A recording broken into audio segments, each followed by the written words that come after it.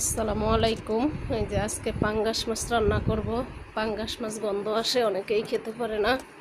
তা আমি এই যে একটা নতুন রেসিপি দেখাচ্ছি, এভাবে খেয়ে দেখবেন একবার। এই যে আদা, রসুন, হলুদের গুঁড়া, মরিচের গুঁড়া, জিরার গুঁড়া, লবণ এবং এক টুকরা লেবুর রস দিয়ে মাছটা ভাজার জন্য ওই যে মেখে রেডি করলাম। এবার মাছটা ভাজি করে এদিকে আমি মশলা রেডি করতেছি। আদা, রসুন, জিরা,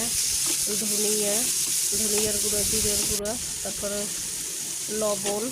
আর এটা টমেটো সস দেবে। এটার বিশেষত্ব হচ্ছে টমেটো সসটা দিলে আপনার গন্ধটাই হবে। আর লেবুর রস দিয়ে ভাজাতে গন্ধটা অনেকটাই কমে যায়। পাঙ্গাস মাছ অনেকেই গন্ধের কারণে আসলে খেতে পারে না। এই যে পেঁয়াজটা লাল হয়ে আসছে, আমি সব মশলাগুলো একসাথে দিয়ে দিলাম। এবার টমেটো সসটাও দিয়ে দিলাম সাথে। এবার ভালো করে কষিয়ে, এবার কষানো প্রায় শেষ, এখন পানি দিয়ে দেব। আমার চ্যানেলটা নতুন, যদি আপনাদের কারো ভালো লাগে থাকে তাহলে প্লিজ সাবস্ক্রাইব করবেন, শেয়ার করবেন, লাইক দিবেন। এই আর কি, আপনারা সবাই ভালো থাকেন, এই দোয়া করি, আমার জন্য দোয়া করবেন। আর এই যে আমার মাছটা পানি দিয়ে দিছি, এবার মাছগুলো সব দিয়ে দেব।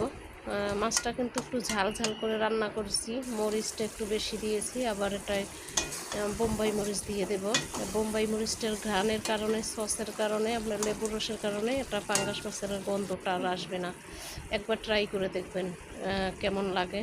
এই যে আমার রান্না শেষ। আল্লাহ হাফেজ, সবাই ভালো থাকেন, দোয়া করি।